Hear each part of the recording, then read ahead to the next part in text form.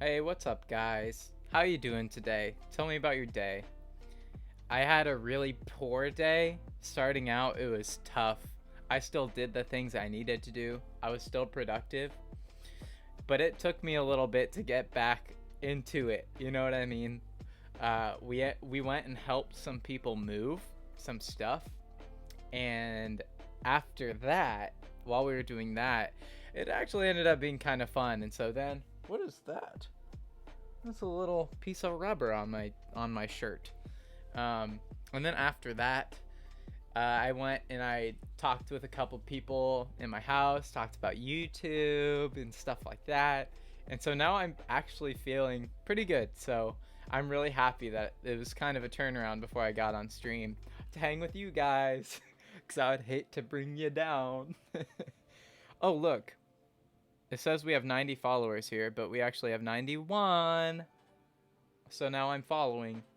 Um, Maz was first. Maz was actually legitimately first. Congratulations, Maz. Maz, you are the winner. You get... What do you get? You get a lighter. Like a big bendy lighter. This is what I used to light the candle. Congratulations, Maz. You win. Game on. Welcome to the stream. Good to see you here. Just waiting for ad. You were second. Just waiting for the ad. Those ads, man, they'll get you. Ghost, I'm really happy you're here. I freaking love your streams. You give me serotonin. You're so pleasant. Maz, you're good. Working on some of your D&D world lore. I'm serious. I want to hear more about that. Like, it doesn't have to be right now, but I'm genuinely so interested in that. Like the amount of creativity, the the potential, the potential that you have with your concept. It's awesome. I get an egg. No, a lighter. But if I had eggs, I'd give you an egg. And no, it would not be hard boiled. It'd be raw, so that you can have it any way you want, you know? Yo, that's a quirky lighter. I know, quirky. It's pretty weird. But what I really like about it is that I can hold it like this and like put it in the candle and like light the thing. Just I can just light it like that and I don't have to like bend or anything. Your hold on. Ghost says, you're too nice as yo, D&D lore pog for sure. I want to eat the egg raw. Honestly, Maz, I wouldn't put it past you. You're so alpha that you would literally just take it and you wouldn't even crack it. You'd just swallow it whole. I can see it. I can totally see it.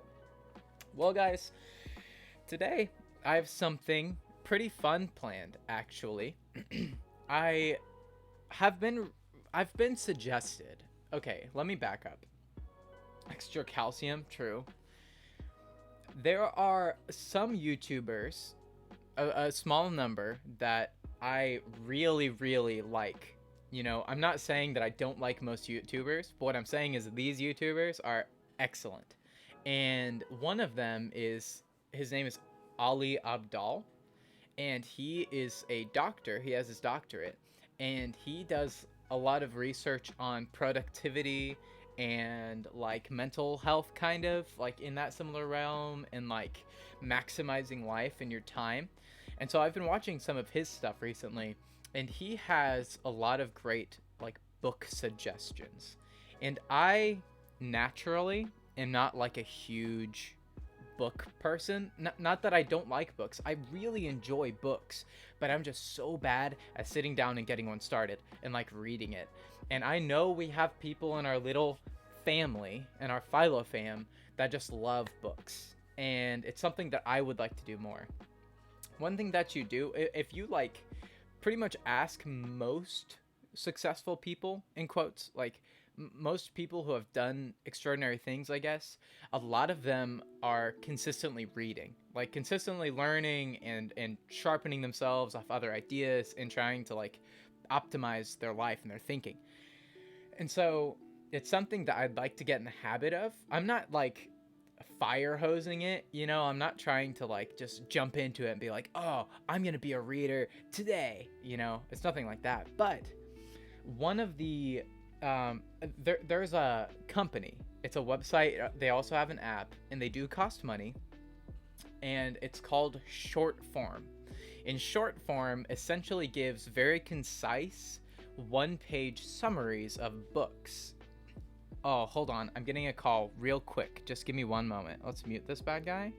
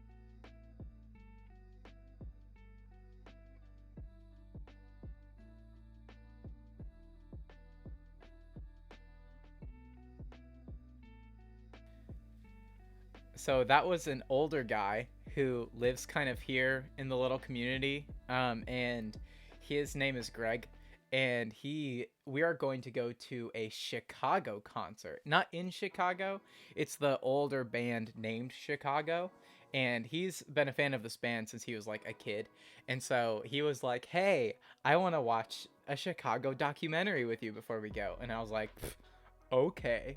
And so that's gonna happen tomorrow. I totally did Pog. I felt it too. I was like, oh. Guys, the what's it? Philo Champ, the emote, is still gonna happen. I've been sectioning out my days. This is a very recent thing. I have multiple different projects that I am really passionate about. One of them is obviously the stream, another one is the paper dungeon, and another one is a personal vlog channel that I want to do, and that also involves like maybe a website and stuff like that. And with those three projects, there's like an endless amount of work to do. And so what I've kind of done is I've sectioned out my week, so every single day I have a specific project that I work on, and it repeats every week. For example, Monday's kind of a rest day, and then I stream TPD in the evening. And then Tuesdays, I work on my own personal things, like whether it be a website or a vlog channel or whatever, just getting things set up. Wednesdays, which were today, I work on Philogrant. And so today I improved the Discord a bit, and I did some planning, did some thinking.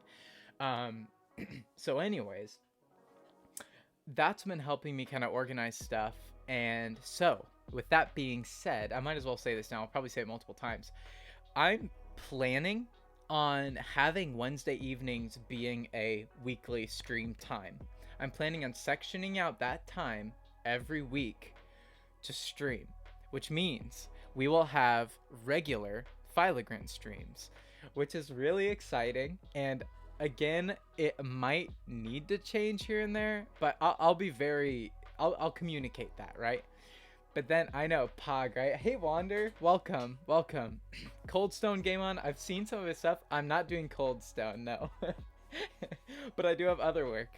Yeah, it's pretty poggers. I'm really excited about it because it'll give you guys a time that I'll be there, and it doesn't infringe with Critical Role or anything like that, and I'm just really happy about it. And then in my about section, I can have a little like schedule thing that's like, hey guys, Wednesdays. So it might change here and there depending on it, but I pretty much have like my coursework and stuff here, and then in the mornings or around there, I work on my personal things. So I don't have a ton of time to attribute to things, but I'm going to try to make Wednesdays my Philogrant days, and that is very exciting. I'm in 2 chats right now, so let's see how it goes. That's pretty poggers, Wander. You're known for just multitasking like a pro. Wander, today we're doing, back to what I was talking about before I got on a little side tangent, which was still kind of on topic. Today we're doing a book review or two.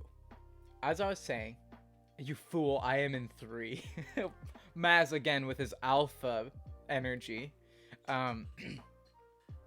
There are some YouTubers that I really enjoy. One of them is named Nathaniel Drew. Another one is named Ali Abdaal. Ali Abdaal is a doctor, and he does a lot of videos on productivity and efficiency, but also like how to like own wellness, like personal wellness, maximizing your potential essentially and your experience. It's beautiful, and I'm really interested in that kind of thing. Like I really enjoy that, and so he has recommended a number of books, and so has Nathaniel Drew.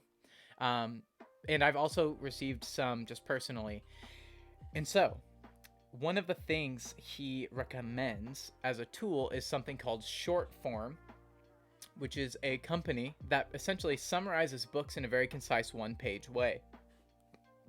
Some of them are longer than others, depending on the size of the book or anything like that, but I have gotten Shortform.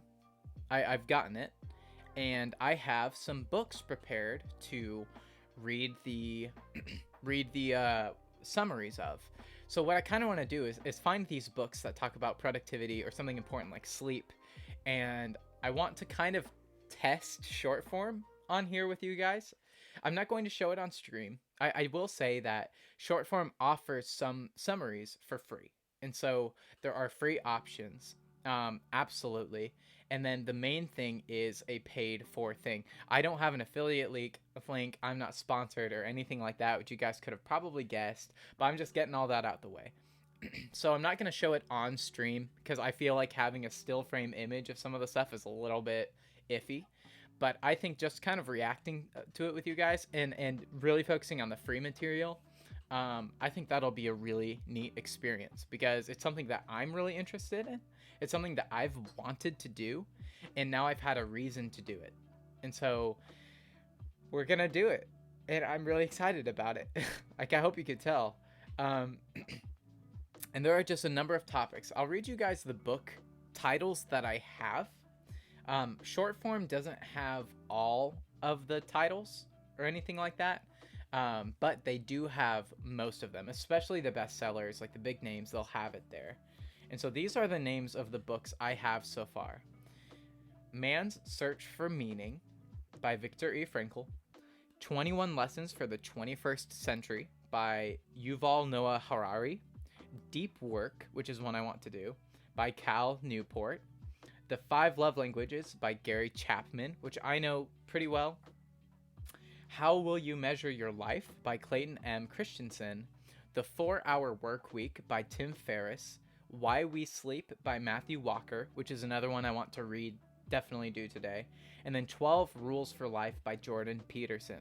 The 12 Rules for Life one by Jordan Peterson, I have heard Jordan Peterson on a podcast or two, and I've been really impressed with Jordan Peterson. I think he has amazing things to say.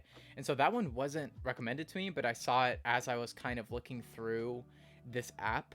I saw that. And I was like, yes, absolutely. If there's a Jordan Peterson book, I want to hear it. I want to do it. So I'm not sure what you guys would be more interested in at first, whether that be more of an abstract, searching for meaning in your life, or a business-based thing that's like the 4-Hour Work Week that's talking about how to maximize your business potential, or if you guys are interested in like a more specific book like Why We Sleep, which is one that I really want to read because it talks about sleep and how to do it well because it totally changes things. So I'm not sure what you guys are interested in, and I'm more than willing to take some of your recommendations, not necessarily book-wise, out of this list, like whichever ones you guys would like to run through first. And the goal is not just to read it and hear what I think, but as I read, I might stop in the middle and be like, whoa, that's really interesting because of this and this and this. A cucurbit flute. All right. We'll get there. We'll do that real quick. But again, I want to have a discussion on these things with chat. Like if I read something and it's interesting, like, go ahead and say what you're thinking. Or if you don't agree with something, go ahead and say that. Like, I think it would be cool to discuss this stuff because I really like it. Okay.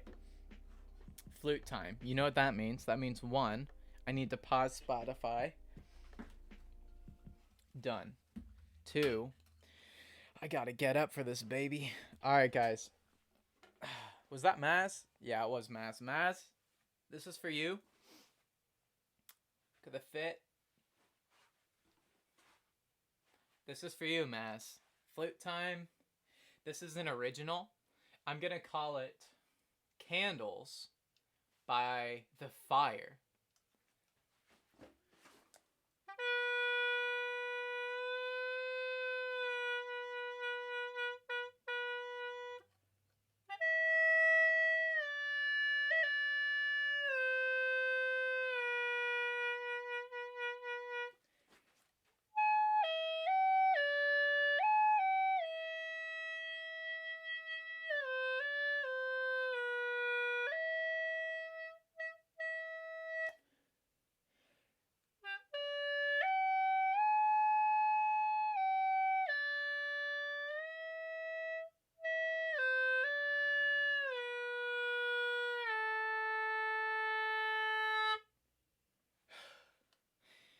That was really pretty.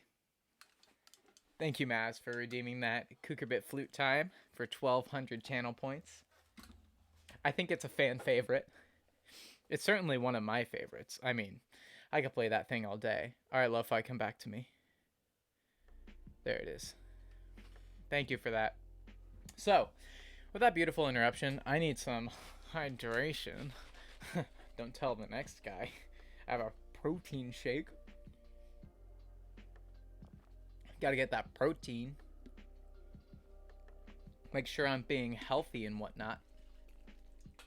Okie dokie. I wonder if you guys can hear like my lip smacking and my swallowing when I do that. I hope you can't, because that would be really unfortunate. Alright guys, so I want to start, I think, with a book that was recommended. That's definitely a free book. I think you can do this. And it's called Deep Work. It's by Cal Newport. And as far as what I understand of it, it's pretty much a book that is about how to really work in a way that is efficient, not just efficient, but meaningful, like meaningful work. Like, as far as I understand, we have a bunch of like different little tasks that we do throughout the day, whether that's like checking email or responding to messages or cleaning the house. And those things are all good, but it doesn't feel super rewarding. Like, it's not like super adept material of work. And so I believe what this book is about is how to shape what you work on and how you work in a way that is meaningful and very satisfying and something that contributes to like the world. You know what I mean? Something that contributes to a passion of yours. It's really cool, as far as I understand. So, again, I'm on Shortform. I'm not necessarily sponsored by them, but I do highly recommend. I think this is kind of a test run because it costs money, and I'm paying, but I want to see what it's like. So, if you guys have anything to say while I'm reading this little summary on my phone, then go ahead and just shout it out in chat, and I will read it and look at it. We are here to discuss. We're here to share ideas, to share feelings, to share what we think with one another. So here is the summary to Deep Work. And I also should show you, it's pretty much a bullet point based system where there are a bunch of bullet points. So as I go through, I'll be hitting the different bullet points and doing it that way. So we'll just get a bunch of different thoughts. Deep work is focused, uninterrupted, undistracted work on a task that pushes your cognitive abilities to their limit. I already love this. The best ideas and the most meaningful progress come from deep work, not shallow work. Shallow work answers emails, produces reports, and flits from meeting to meeting. Deep work creates breakthrough business ideas, exposes new research questions, and solves complex problems. That's the kind of thing I want to do. I I think shallow work is absolutely necessary for us to function and be well. There's a lot of purpose behind it, but I feel like deep work, like this, what it's talking about, the things that really are critically thinking and change things, I feel like that's something that a lot of people might miss out on or be hungry for in their lives. Like some people who are working very regular jobs, there's nothing wrong with that. But if you have a lot of regular jobs and you have a lot of just basic responsibilities with the family and around the house, sometimes people can really miss out on like good, passionate, meaningful work to them. And so I think this is a wonderful thing to think about and talk about. And I encourage all of you to consider what your deep work might be. Like I think I found some of mine, but we'll get there, I'm sure. Deep work is critical for your performance as a knowledge worker. I kind of like that, knowledge worker. It helps you develop new skills and employ those skills to produce output. If you can do both more effectively than others, you will take a leading position in the information economy, in quotes. So that's interesting. It's saying that this kind of work develops skills and also develops your knowledge and your ability to implement that knowledge. And if you hone that skill, then you'll be able to kind of take a lead in a lot of those fields, which I think totally makes sense. One thing that I think I've started saying a while ago is people who change the world are just people who have done stuff. It's so simple, but it really it speaks to both you and me, everybody. Like we have this crazy utopian perspective or like perfect perspective of what it would be like to be really influential in like the most what it would be the most implemented way, meeting your own potential. Like we have an idea of what a successful person looks like and how their life looks, and it's very different from what we experience in our own lives. And I think we all have the ability to become an influential person. It just takes us breaking down those mental walls that we have of like, this person has this and I don't. This person, can do this and I can't. Like that might be true totally in some circumstances, and I think those are all a part of the question. But in the end, people who really find a passion and dedicate time and effort into it are people that really cause changes, and I think one of the things that keeps us from causing change is our fear and belief that we are unable to. You know what I mean? So I think that's I think that's a great point. You have two challenges. One, develop your ability to focus more intensely and for longer periods. That's true. And two, develop your ability to Pooh! I didn't even get to finish that sentence. Pooh, thank you so much for the 4 months. I can't believe it's been 4 months. Man, that's like a third of a year. How? How has it been that long? On my break to say you are a dummy for streaming when I work, but I still love you. Oh, well, Plu, thank you. I know I'm a dummy. And you're missing a really interesting stream too, not to rub it in, but I mean, this stuff is so intriguing to me. I know, right, Nuts? We're going through a book review of a book summary of something extremely interesting. It's about working effectively. Why? You could listen to the VOD. Like, I really think it'll kind of feel like a podcast this episode. I love that emote, whatever it's from. I just like it. Suit horrid. Nonetheless, I'm also discussing with chat. I will, as people come or want to respond and stuff, we'll be chatting. So, Plu, if I'm still going by the time you're like off work or something, that would be cool. Okay, fine. But yeah, Plu, my beloved Cloud, my mod, thanks for stopping by. I really appreciate it. I hope work goes really well. I hope it's not deadly. You know what I mean? I hope you're functioning okay and you're feeling pleasant. That is my ultimate wish for you in this moment, is that you feel pleasant and you can make it through work. So we might chat later today or something. Of you, it's been good today. Good. I'm so happy because sometimes work isn't. Sometimes work's just not good. So yeah, thanks for stopping by. Have a good stream. Bye. Thank you, Plu. Thank you, Plu, so much. Have a good work. Bye. I'll talk to you later or something. It'll be a good time. So to finish this thought, you have 2 challenges. 1, develop your ability to focus more intensely and for longer periods. And 2, develop your ability to resist distractions. That's interesting. So I would be down to chat later tonight if you're still alive and kicking. Okay, cool. I can't believe I just did that. It's like Pokamini. Doesn't she do that stuff? I don't watch her. Is it Pokamini or is it Pokine? I think it's Pokamini. Gosh, I sound like a pleb. I'm so embarrassing myself. But doesn't she do that stuff? Like, see, I'm a big streamer. I can do it too. That needs to be an emote, maybe. No, I shouldn't have said that. It shouldn't be an emote. Yeah, but anyways, it's interesting that this guy is saying that if you want to have effective work, if you want to develop skills, and if you want to become a skilled knowledge worker that can change the world, essentially, that can take a leading in the information economy, then if you want to do that, Pokimane. Oh, okay. Oopsie. I hope you didn't lie to me. That's embarrassing. Oh, well. See, yeah, I do Twitch. I know what I'm doing about.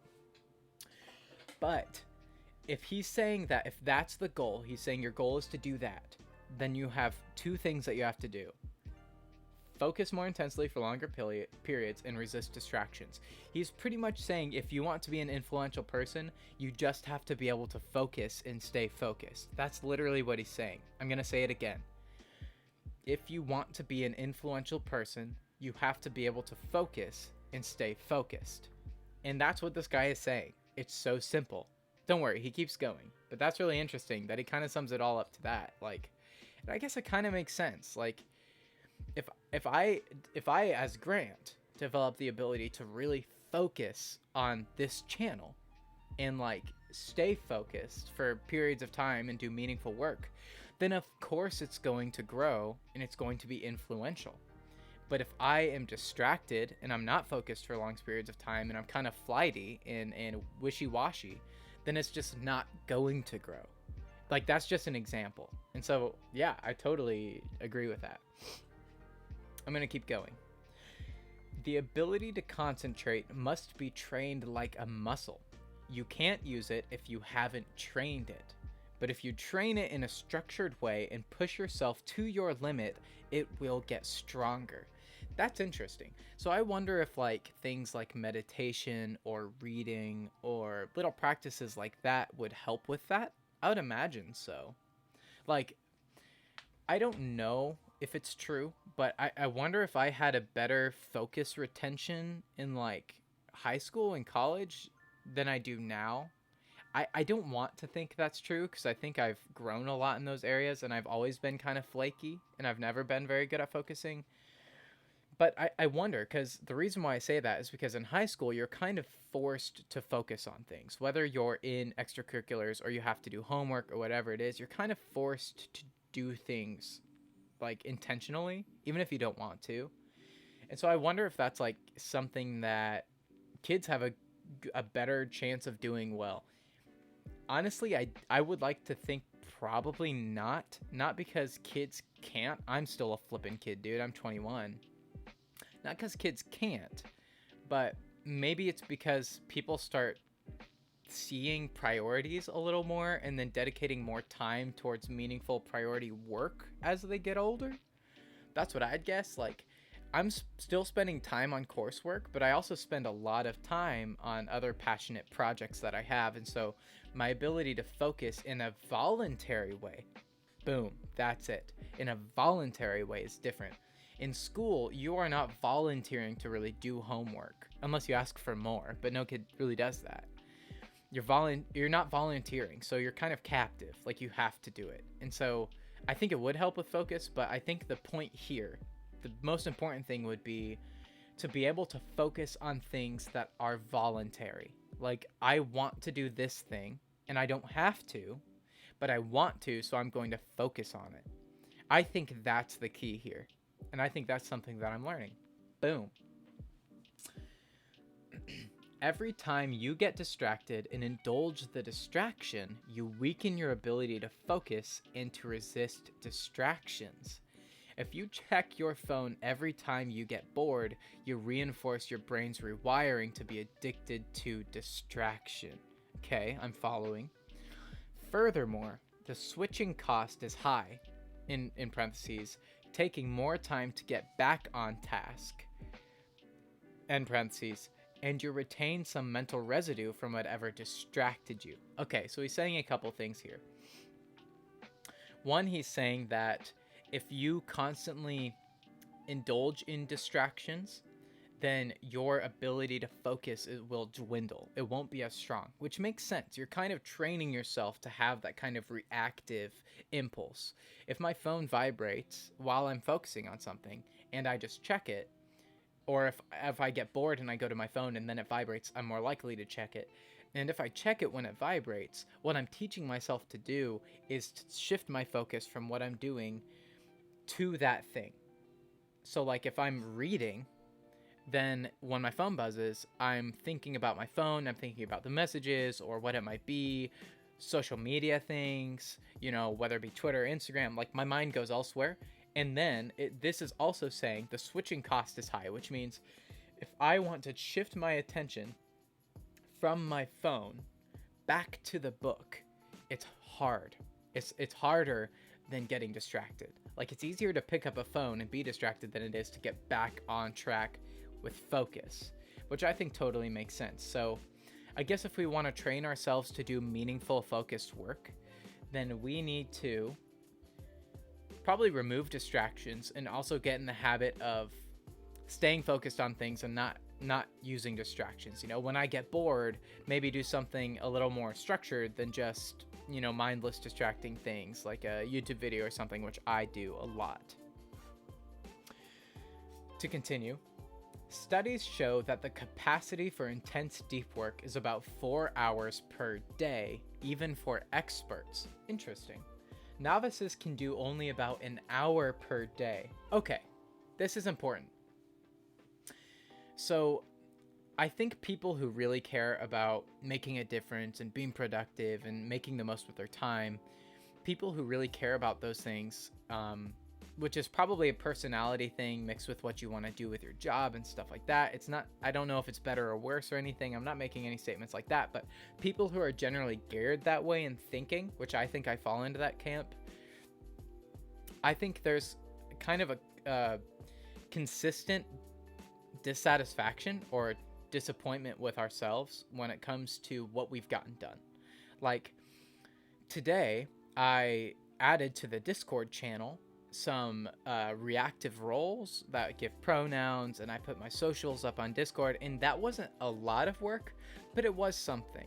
And so there are two different ways I could go. One way could be, oh man, that's all I did today. I could have done so much more for Philogrant. Or I could be like, I'm so happy I did something to improve the experience for the community. And that is a better attitude, like to be happy with what you've done. And so the reason I say that is because this is making a point that intentional, meaningful work to most novices, which I would probably say probably includes like all of us, maybe not all of us, but quite a few of us, most people probably. This is saying that you can only do about an hour per day at first, which makes sense. It makes me feel a little better because the point is it's really hard to have focused, meaningful work, and it legitimately takes time and effort, just like building muscle takes time and effort. You know what I mean? And so experts, even just experts, it's saying can only do about 4 hours per day as an expert. And so I think for us who have big dreams, who might have a stream, who might want to watch a book, or even just read a lot of books, or perform well in school, or reach a high score in a speed run, like whatever it is, our ability to do focused work has a limit. And so it's unrealistic for us to expect ourselves to grind all the time. You know what I mean? And I think that's a really important point because I can be really hard on myself. And so realizing that if I shoot for like an hour a day, or when I can manage that of meaningful focused work, then I'm doing really well, actually. You know, I can be satisfied with that. So next one, focus on, this is in bold, by the way, focus on the wildly important goals ruthlessly. Man, I'm going to say that again. Focus on the wildly important goals ruthlessly. Exclude all the other frivolities that don't add meaningfully to your life. Ooh, I just got chills. That sounds so hard. I gotta read that again. Focus on the wildly important goals ruthlessly. Exclude all the other frivolities that don't add meaningfully to your life. Man, if I were to do a thought experiment and think about the things that are wildly important to me, I think I have developed pretty good priorities, but I just wonder how much I'd notice is frivolous, you know, or pretty much that means is kind of meaningless, just like there, more filler, like nothing that's wildly important. I really wonder what would change. Like, so I want to make a point here as Grant. I think it's easy to look at leisure activities and be like, man, I'm so upset that I'm doing this leisure activity when I could be doing something else. And I want to make a point that leisure activities are extremely important to a person's well-being still. Like, it's really important that I have downtime, that I have fun amidst the intense work of life, or else I'm just going to get burnt out. It's a part of resting. Like, it's how we are wired. We need rest. And so what I don't think this is saying is, I don't think this is saying that everything that's not productive is frivolous. I don't think that's what it's saying. Yes, true, things that make you happy are super important. Exactly, Ghost. Exactly. And so here's the deal. Just because that might not be productive in a professional standpoint, that is still productive on a personal standpoint. It's like still productive for your well-being. And so I think that can still be included, you know, in an indirect way into the wildly important goals. Because if a wildly important goal for me is to practice wellness and and show others wellness, if that's a goal of mine, then I should have a goal to also have rest and have leisure activities. So therefore, leisure activities is still wildly important. Does that make sense? But there are still things that are frivolous that don't need to be there. And this includes excessive leisure activity. Like if I spend a whole day and I'm pretty much just watching YouTube, not calling anybody out that do that, because people's lives require different levels of activity, you know, depending on age and situation. But if I, where I am now, were to spend a whole day watching YouTube and doing nothing else, that would be excessive. And I'd be missing out on more wildly important things. That would be frivolous, you know? It could also be other things, maybe like sometimes scrolling through Twitter. Again, scrolling through Twitter can be really enjoyable and something that I might want to do. But excessively as a distraction, it's just frivolous. Ghost says, yeah, if you don't have things that make you happy, you can't be productive in other ways. Absolutely. You're absolutely right. Like there is a balance between work and rest. There is a concept that the Jews had that was actually a part of their law that they believed were given by God himself. That is the Sabbath. It is a day of rest. And even Christians take this on. They don't quite practice it the same way because it's different in context based on the scriptures of what Jesus said and stuff in the New Testament. But Christians still practice rest because it's something that they believe God has, you know, given them to practice. It has to do with how we function as people and what's healthy. And so I do practice this day of rest, and well, not always. I don't always, but I try to get to it, and I try to be really intentional about the time that I take away from intensive work, because especially where I am, there's a lot of really intense scenarios, and also a lot of social engagement and emotional strain. It's like a stressful place. And there are a lot of redeemable, wonderful things that come out of it that make it worth it. But if I'm not attentive to my own rest and my own fun and my leisure, then I won't have the capacity to deal with the stress of life. And I feel like everybody can relate to that. Like, if we don't have proper rest, like restful rest, not just frivolous rest, not like just doing something to fulfill the time and distract ourselves, but like something that's intentionally restful and enjoyable. If we practice those things in a way that's tasteful and reasonable, it will help us in other areas to be productive. So again, to drive the point home, it is in fact productive for us to take meaningful rest because it contributes to our ability to perform in the things we care about. Full stop. Yeah, taking time for yourself is so important. Ghost, you get it. We're right there. Especially like, you have jobs, you have pressure, you have schoolwork, you have family, you have friends, whatever it might be. Those things cause distress and strain. You know, we need time to process and also to give ourselves a break. Like, it's just so vitally important how we work, you know, and it sets us up to do better in the future. Yeah, I don't need to keep talking about that.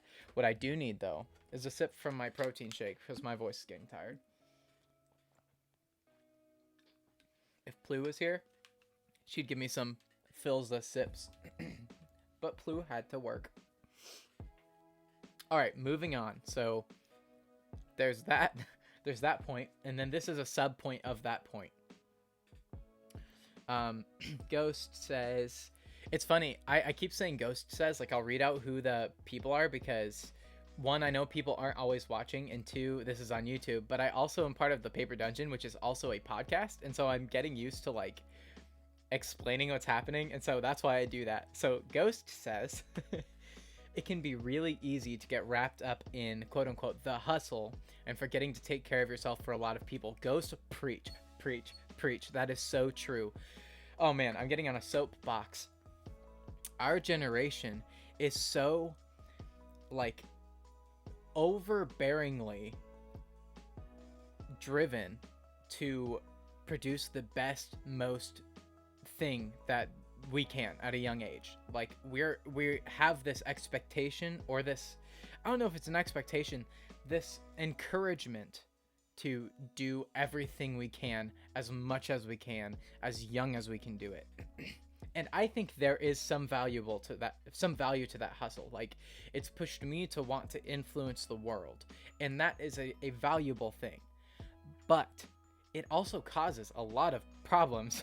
Like, it causes problems with how we perceive our own productiveness. It causes problems on how we approach, you know, doing things, or what we perceive as meaningful, what we perceive as productive. It's just hard, you know. It's hard to expect a high schooler, young college age, even mid college, like masters, young adults.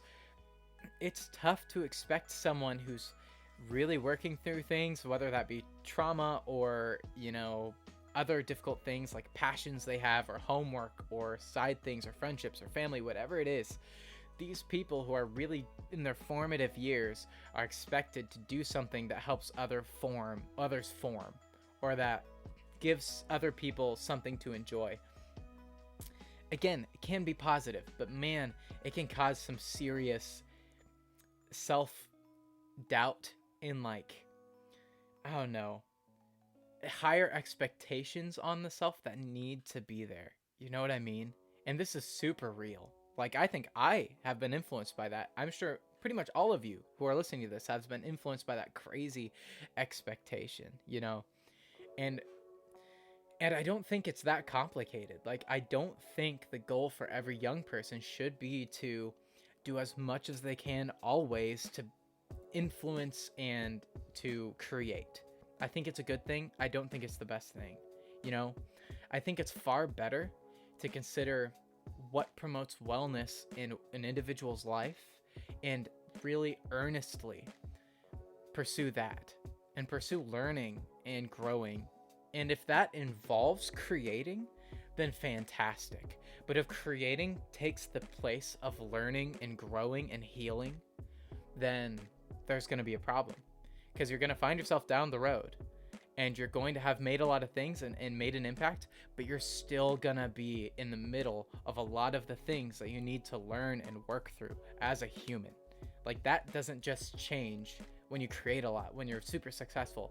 That continues to happen.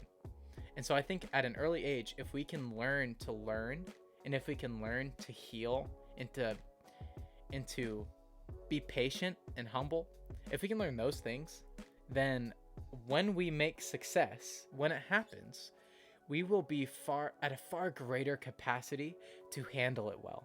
You know, that's what I think. Ghost says, yeah, I think an important part of being in your 20s is to find what you love and do what makes you happy and figure out who you are as a person. I think you're totally right. Discovering the things that are meaningful to you. And I think a part of that is learning and healing too. Like, there are things in all of our lives that cause emotional and relational tension. And sometimes those things can't really be shed that easy. And they take time and they take patience. You know what I mean? And those things will help guide us to the things we're passionate about. And so going down that path of discovering what's important to you and really driving that home. Ghost, I think you make a great point. Wander agrees with it. That is absolutely, I think, what we need to do. Humney. I love your name. Hello, did anyone see Ma? He told me he will be here in like 15 minutes ago. I didn't see Ma. No, not personally. I don't think we've seen him in chat. They might be around though. I don't know. Well, if Ma shows up, I'll be sure to let them know that Humney was here. Appreciate it. Right now we're going through a book called Deep Work. It's a summary of it. And so we're pretty much reading through it. It's about working and focusing intentionally and meaningfully so you can really achieve what you're passionate about and so you can make a difference in the world. Talking about my bulls. I'm so confused. I'm so confused, Humney. You're a goober, man. I love that emote, whatever it is. I'm such a resident sleeper. Anyways, I'm gonna keep going. Resist the temptation to justify your distractions because they confer some mild benefit. For example, Facebook helps me keep in touch with my high school friends. It is very likely that the opportunity cost is high. You can put that time into something that more effectively accomplishes your goal. For example, taking Facebook time to call a friend. That's interesting. So it's kind of saying, if there's something that you use to accomplish a goal, you know, maybe consider something that's small, maybe consider a better way to achieve that isn't as distracting, you know? And I think that makes sense. I'm trying to think of an example in my life.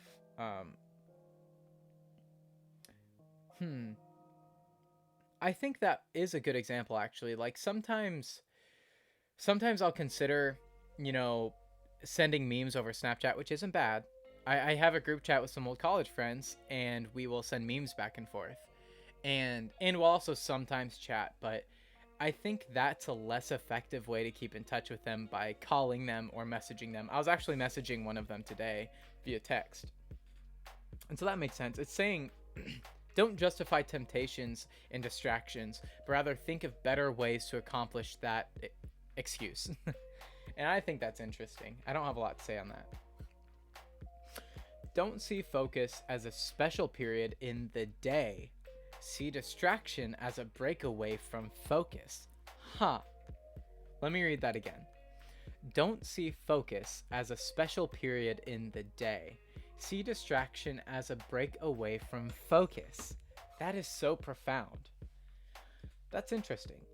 So instead of thinking that, okay, I have my day and all the things, and then in this box I'm focused, it's more like you're intentionally focused throughout the day, and then distractions break us away from that focused state. which I think is interesting. I want to be realistic here. Like, I want to think about, like, what might be meant by that. I'm sure he goes more in depth in the actual book, but, like, I don't think what it means is intentionally working on something all day. That's clearly not what he means, because he says earlier that only 1 hour of intentional work for a novice is really possible. But what I think he is saying is the whole day should be an intentional endeavor, I think he's saying. And I think we function the best when the whole day is an intentional endeavor. For example, even in leisure activities, doing it with the knowledge, intentionally thinking like, oh yeah, this will help me decompress and this will help me achieve my goals. Or like when I eat a meal, you know, it's like this is going into my body and it'll influence how I feel, how I perform, what I look like, and that's important. That's intentional.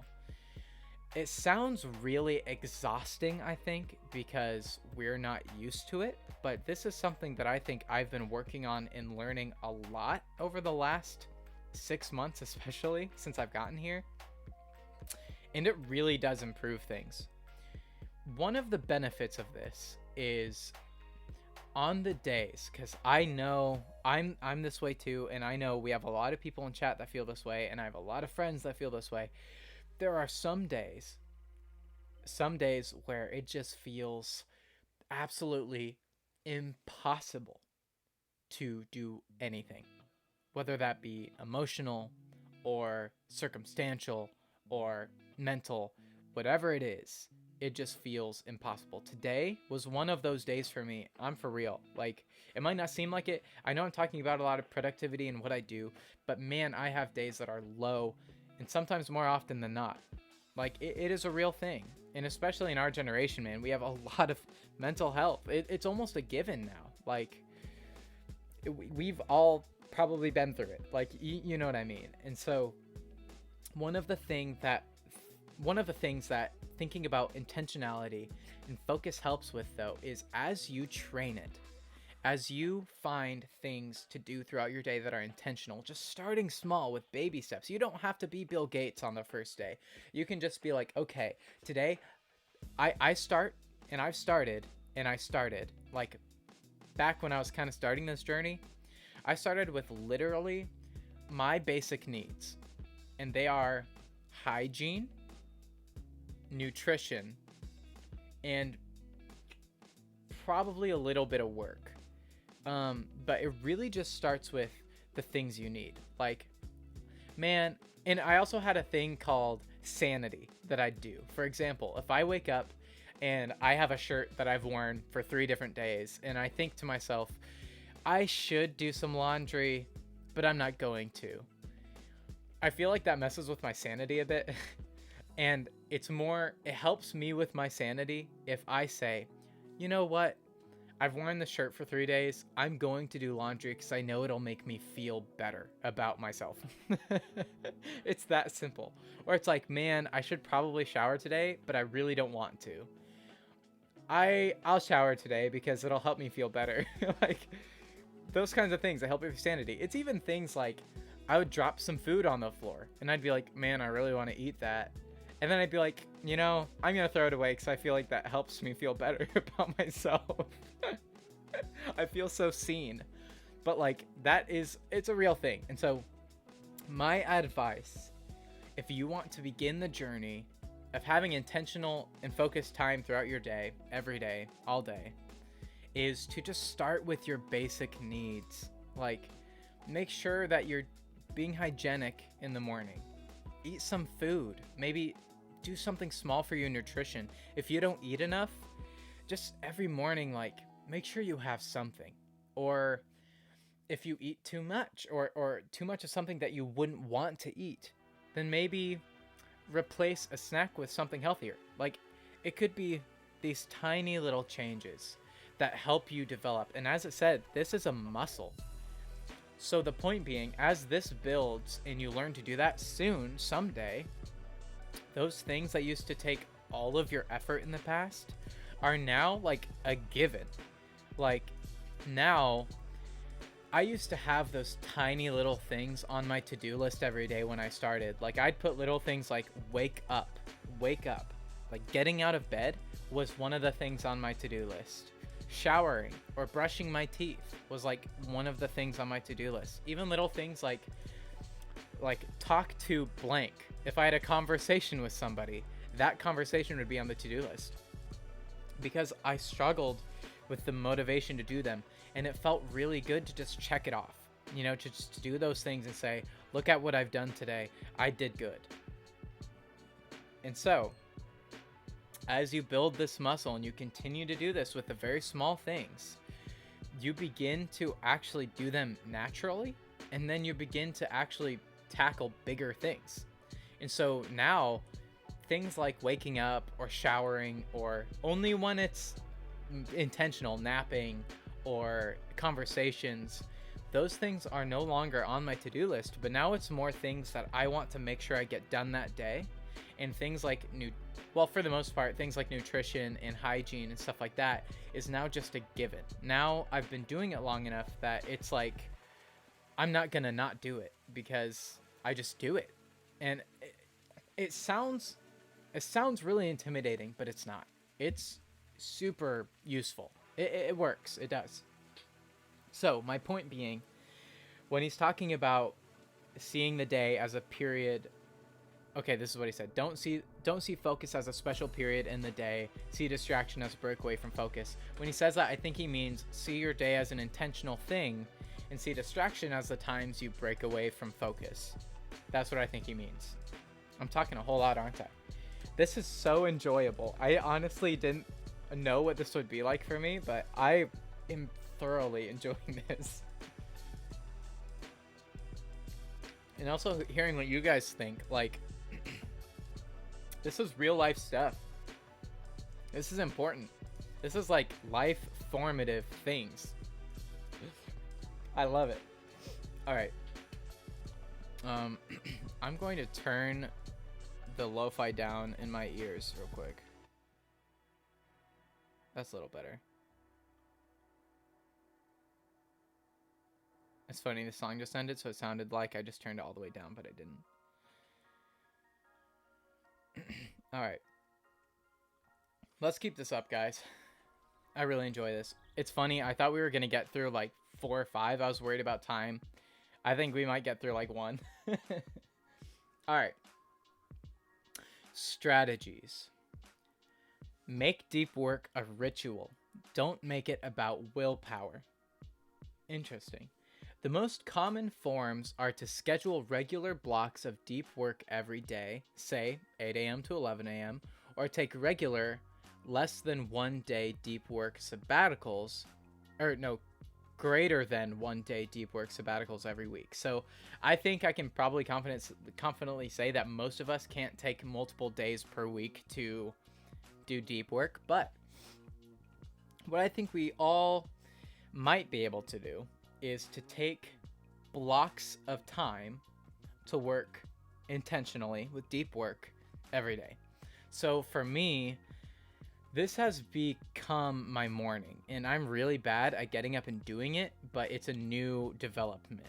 With what I'm doing here, I don't really have the margin or capacity throughout the day to really do this, and so I've actually been finding myself like really excited to get up in the mornings because I need it so bad. It's like a necessity to me, and if I don't get it, then I'm kind of a shell for the rest of the day, because I need alone time and I need time to work on the things I'm passionate about, or else my mental health goes down the drain. And so I think what this is saying is, man, it's worth it finding some time throughout the day and doing meaningful work every day that you practice, that's intentional. And I feel like that helps with mental health a lot, because every day you feel satisfied. You're like, look at that thing I did. Even if it's a small thing, you're like, I took the time and I did something that means something to me. And that feels good. Man, it's so worth doing. The second strategy, diagnose your current practices. Articulate your major life goals and the 2 to 3 key activities that will drive you toward them. Yes. I think I've done this a lot this year. Is like, writing out what my goals are yearly, also monthly even, writing out my goals in long term, thinking long term, like what do I want to do in my life? Or what do I want to do with Philogrant? What do I want to do with my YouTube? And even a step back, what do I want to do for the world? And then from there, kind of reverse engineering. From there, okay, what's a way I could maybe influence the world? Well, I think media is one of the most impactful things for my generation. Okay, so let's do media. All right, step back. What are the different things, like areas that I want to do? Well, I really like D&D and so do my friends, so let's do some of that. I also want to have a, meaningful, welcoming community for random people who are on Twitch. So let's do that. We can have conversations and meet people from different places. That's really important. And then I would also like to have a more intentional channel that I talk about more pressing issues like this. And so let's have a vlog channel. Like it's kind of that kind of thing, like major life goals, and then kind of backing up and thinking, okay, what do I want to do and how do I want to do it? And maybe what's the best way that I could accomplish those things? And then as you continue going backwards, then I would say, okay, for Philogrant, which is the stream, what's 2 to 3 key activities that will drive me toward that goal? To have a meaningful community of people from around the world in a very fun, enjoyable, positive community. That's a positive influence on Twitch. Okay, 2 to 3 things. One thing I could do is stream. There you go, stream. Another thing I could do is improve the stream's quality, like work on quality improvement, work on branding, work on whatever it might need, Discord, whatever it is. Another thing could be talking to and spending time with viewers outside of the stream. Or something could be using the stream as a platform to also share some of the other things I'm passionate about with those people. For example, this book or my vlog channel that I'll eventually have. That's just an example. I'm giving you an example of how I think that works. You articulate your life goals, you consider the activities that will achieve them, and you break it down in a way that you can practice it tangibly, regularly. Like I can do these things normally, and I can have confidence that they will have influence on my life goals. And that gives me motivation. Not all the time, not every day, but it gives me motivation overall when it counts.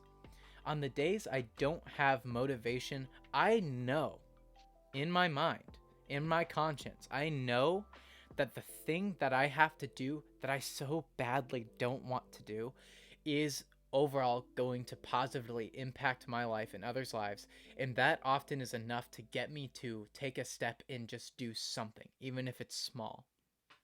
Today, I really didn't want to work out, man. As I said, I had a hard day this morning, but I got up because I've worked this muscle, because I've worked focusing and being intentional on the small things. I got up, I did a tiny bit of abs, like I'm telling you, a little bit, and I ran really hard one time around the park when I was going to go on a longer run, which I hate running, by the way. I'm so bad at it.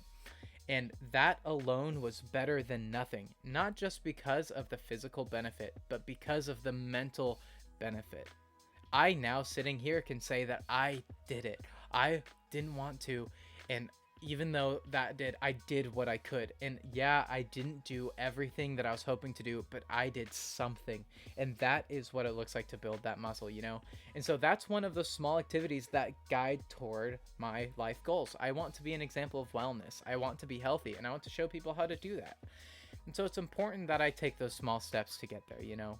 And it's not just about me. I'm just using myself as an example. This is something that everybody, I think, could practice, and it would benefit everybody, like, at a real level, you know? Okay, moving on. List your current time spent on tasks and internet usage. Interesting. Examine the pros and cons of each major task and whether they drive towards the goal above. So I'm sure you could do this on your phone. Track the time you spend on the internet and track the time on your daily tasks and determine the pros and cons of each major task that you do and whether they drive home the goals above. For example, I really like YouTube videos, and a lot of the time I'll watch them before I go to sleep, and I'll often stay up a lot later than I intentionally wanted to watching YouTube videos that I enjoy. And there's something about rest that's good and enjoyment, but if I were to be honest with myself, it would be a lot better if I did something like that at a different time in the day that didn't interfere with my sleep, because it's so important. And so that's something that takes a major amount of time that I think doesn't drive home the goals above, only sometimes, that I could do better. I think that's an example. I think that's probably a good thing for everybody to do too. The next one. Experiment with completely shutting down your less important tasks above. So that's where it gets hard. So what I just said, noticing that I watch YouTube way later than I should, instead of just thinking about it and talking about it, like, this is saying, that I should actually do it. Like, I should try not to watch YouTube before I go to bed. And honestly, a better thing to do then, which is, I've heard something like, oh, I want to get the saying right. There's a saying that's like, you never get rid of something, you always replace something. And it's not like, this is something you should do. It's like a life principle. Like, nothing is ever getting rid of. It's always replaced with something else, which I think is probably not always true, but I think it really is. For example, if somebody's chronically a smoker and they want to stop, they'll often pick up coffee or sucking on suckers or something like that. Or if I stop watching YouTube, maybe I'll move to Twitch. Like, it can be really simple. And so maybe for me, which I felt like I've needed to do for a while, but I haven't done, I've mentioned how I want to read more and how I want to, develop that kind of habit. It would be really in my best interest, truthfully, if I just didn't watch YouTube before I went to bed and I just read a bit. And so I think, honestly, saying it here on stream is a way that I'll probably start trying that. That's what this is talking about. So probably start doing that and then move YouTube to a different time. Next up. All right, we're like, okay, I think we're past like halfway. We're doing pretty good. Next one. Next strategy. Create an environment conducive to deep work. That's important. I'll say it again. Create an environment conducive to deep work. This makes complete sense.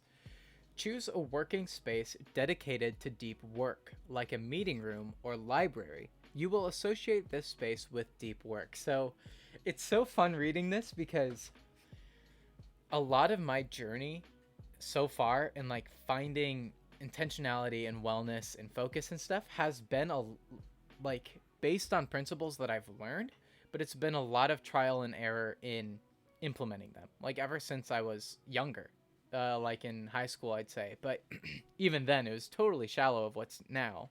Especially this year, it's been a lot of like, all right, what about this? All right, what about this? Oh, I learned this new trick. I'll do that, like bullet journaling and how I do my agenda in the morning and all that stuff. It's fun because a lot of the principles or things that I've done or have been learning are now just being said in a really well-stated way. Like, it's hard sometimes to put this stuff to words, but this just really does. Like choosing, here's an example. Choosing a working space, like this is what I just read. Choose a working space dedicated to deep work, like a meeting room or library. You will associate this space with deep work. So I kind of have different locations that I work on things. For example, in my room on my desk, I have a little tiny desk in my little room, and there every morning I'll do some solitude and prayer, and I will, if I need to bullet journal, I'll bullet journal there, and I will do my to-do list every day there. Sometimes I move location, whether that be a coffee shop or the living room, but most of the time it's right there in that spot, and that's an intentional place for that. For Philogrant related things, sometimes it's at the house, but a lot of the time when I'm working on stream related stuff, I'll like to be here in this room for Philogrant specifically. And sometimes the paper dungeon, but I've been doing that more at the other house or a coffee shop. But despite that, despite having different locations that I work, which I think is really beneficial because it kind of trains your mind to get in that gear. Like, if I need to focus on solitude and meditation, that kind of thing, prayer, then being in my room is a good idea because it's a restful place. It's a place that I've trained myself to be in that state. If I want to work on growing my stream and thinking about it, then it makes sense for me to be here, because when I'm here, I'm in that state of mind. Like that's really beneficial. So that's part of it. But I think another part of it is there tends to be a spot where you really enjoy the atmosphere. Sometimes we're not all lucky enough to have something like that, but those things are findable. For example, I can't, man, this is so true. I can't be here in this neighborhood all the time. Not because of the neighborhood, just because of the circumstance. Like, it's really socially heavy. It can be emotionally taxing. It can be stressful. And so I really need sometimes to go elsewhere. And where I go is different coffee shops. I have like probably now 4 coffee shops that I really like, that I regular like 4 of them. And when I'm at a coffee shop, I think I can do focus work for like hours. I don't know how true that is, because it definitely is still distracted because there are people there and I talk to people and I might pull up my phone from time to time. But nonetheless, that is probably the optimal place for me to actually do unobscured work. I can just put my phone on the table face down, open my laptop or my bullet journal or whatever it is, and just work and get in a state where ideas flow and I can work on something for an extended amount of time. I'm not worried about somebody I know distracting me, really. I really love the atmosphere. That's such an important part. Like, getting the atmosphere in a way where you enjoy it. Like, I end up enjoying the work because I really love where I am. I love the sights, I love the smells, I love the wood tones, I love the plants, I love the style, I love the people, I love the music, I love pretty much everything. I love the coffee, I love all of it. Like, it is my happy place, these coffee shops. And so what I've been wanting to do, that I've kind of done sometimes, I've done a few times, but what I've been recently, like I'm talking the last week or two, what I've really been wanting to do is to wake up early and to go to a coffee shop every single morning and have time there. Probably do like solitude and prayer in whatever area I have available in the morning. Like, I have a roommate, so it probably wouldn't be my room, but it could be the living room. Unless he's already up, then it could be my room. And then just going to a coffee shop every morning and spending like 3 hours on meaningful work that's personal. Like, whether it be Philogrant or my vlog or the paper dungeon or a website or whatever else, spending time there. And that way I can get my day started doing something that I care about, that feels satisfying, that gets me excited, and that will set me up for the rest of the day. What I do now is, like, I kind of wake up, have my solitude and prayer, work out, and then get started on whatever. And usually it will involve coursework, but sometimes, because I don't want to do coursework, I replace it with more meaningful things that I care about. And then usually in the evenings are social stuff. And that works, but it also doesn't. Like, it'll be better for me if I get up early in the morning, spend that time to do what I care about, and then work out, and then do coursework, and then have time with the neighborhood, with the people, with whatever I need to do. That's far better, I think, because it has a time in the day for every single thing. Every day I'm trying to get to the gym at 10 a.m. I've been suffering like to do that, but I've been trying to. I've only really accomplished it a couple times. It's, again, a brand new thing, but I'm trying to get the times sturdy. Like, if I can get out. Hey, Jules, what's up, Jules? Long time no see. I'm so happy you're here, Jules. What we're doing, we're going through a book review on a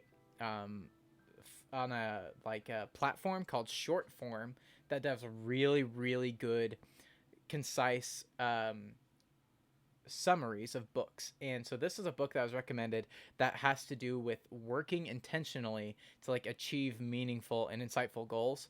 And so we're reading through the summary, and then I'm just kind of talking about it. Like, I've not read the summary yet, and I already love it. But I'll like read some of the points and then maybe think and talk about it, and also kind of bouncing off with chat. So that's pretty much what we're doing. It's like a little book club, like a book review. So welcome to the fun. That's what we're doing.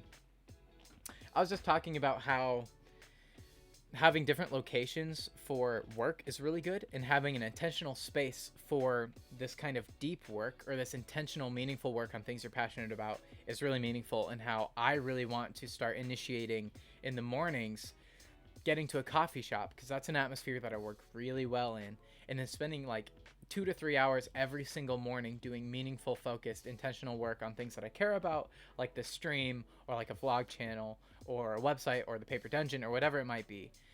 Because what's happening now is I'll wake up kind of later in the morning, like 10ish or something like that sometimes, and then I'll work out. I'm trying to get to the gym at like 10 every morning, and then I'll work out, and then I'll make a meal, and then by that time it's like mid-afternoon, or it's like afternoon at least, and then I have a choice between coursework or something I care about, and usually something I care about beats, and then I don't get to coursework, and then I have stuff in the evening with people, and then I'm up late, and then the cycle continues. And it's not a bad cycle. Like, it's the cycle that I formed from learning and figuring this whole life thing out, but I'm just realizing that what would be better is if I spent every morning in the coffee shop where I feel comfortable, where I want to work, to get oh gosh, to get the things I care about out of the way, which sounds so funny, to get the things I care about out of the way, so that way I can be ready to work out, to do my coursework, to do the things I don't want to do, and then have time in the evening still for people. I think I'm going to start doing that. So that's really cool. Next point.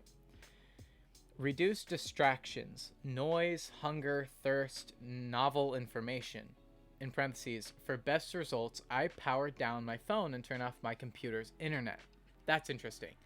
I think that you can probably go as extreme with this as you want. I think it is a good thing to do. Like, for example, with what I do, it's pretty important that I have my phone on me just in case somebody needs to contact me if anything happens. But while I'm at a coffee shop, I'll have my phone face down on the table, so I don't feel it buzz if it's on my leg, so I don't see the screen light up, so I have to make the decision to check it. It's not... Do you see this little hair right here? I hate it when this happens. Hold on. I gotta tuck it under my hat so it's not peeking. Alright, he was just vibing on my forehead. Hey, thanks for the hug, Wander. Hug the Philo fam. Yes, I love that hug command. But I'll put my phone down, and I'll have the volition to check it when I want to. Like, if I'm working on something and I'm in the middle of something, like if I'm editing a part of a podcast and I'm focusing on this one part that I'm trying to get right, and my phone buzzes. Now when my eyes go to my phone, I only see the back of my phone, which is pretty. And then I think to myself, okay, well, let me finish this part. And if my phone was up around my leg, I'd probably check it, see what it said, and then be distracted, and then I'd have to get back to what I was right in the middle of. So I think that's an example. Like, whatever things that take you out of that focused state, whether if you have to go to the bathroom, or if you are hungry or thirsty, or if there's a loud noise, or whatever it is, even if you're in a location where you're constantly distracted, and I know not everybody can have the leisure to just leave places that they're distracted, but if you have that ability, I think this saying is totally in your best interest while you're working to not have those distracting you, so that you can train that focus and remain intentionally working on the thing you're passionate about. I think it makes sense. Next one, after my little sip of protein shake.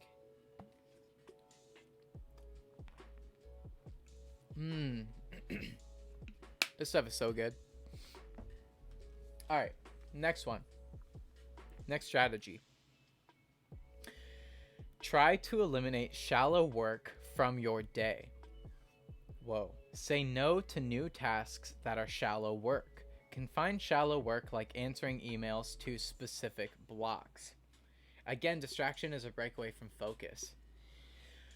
So I think this is something that I struggle a lot with. Like, I'm still really learning how to focus and like be intentional with my time. Like, while I'm working on coursework, I don't want to do coursework, and so I will find myself, something will pop into my head like, oh, I wonder if the Paper Dungeon has received any emails, and so I'll just check the Paper Dungeon's email even though I'm in the middle of coursework. And like, I do that because I don't want to be doing coursework, but that's just a really bad practice. And so I think that's not exactly what this is saying, but I think it's part of it. Like, those shallow things, quote unquote shallow things that don't have a lot of meaning but are still important. Having a time in your day when you accomplish those things, I think. And honestly, I'd probably also do that in the morning while I'm doing my intentional work, which I don't know if that's what this is saying, but that just makes the most sense for me. Or maybe after my workout before I get started on coursework. That might be better, honestly, because then I kind of get in the working mode before I get into coursework, but that makes sense. That's a tough one because some shallow work doesn't need to be done and it's just kind of toilsome. Most shallow work I feel is still important, like laundry or making a meal, for kids or whatever it might be. You have to do this assignment for a school. Like that's kind of feels like shallow work. So it's still important. So I think the point is here to still find a time in the day that's dedicated to those things that doesn't interfere with your meaningful work. Making sure that they still get done, but not allowing those things to be a distraction from the things you care about to do. I think that's what it's saying. And I need to get better at that because, man, I use shallow work as a distraction from other work a lot of the time. Next, create a beginning of day ritual. This is right up my alley, man. Schedule 30-minute blocks of time for the entire day. Now, this seems kind of extreme, but I'll keep reading. Set challenging deadlines for yourself. You need to barely be able to meet the deadline if you focus really intensely. This is a forcing function. So, when I watched the video that this was based on by Ali Abdaal for the YouTube video, if I remember, I'll link this book, I'll link Shortform, and I'll also link Ali Abdaal. And this video by him, I'll actually link. He recommends this book in a video, I think that's called how to remain focused, or how I can't remember. It doesn't matter. Nonetheless, I'll link the book below. Actually, since I'm on it, because I'm going to remember this point, I'm going to look at my watch history and actually figure out which one it was, because I think it's worth at least saying for the people who are listening.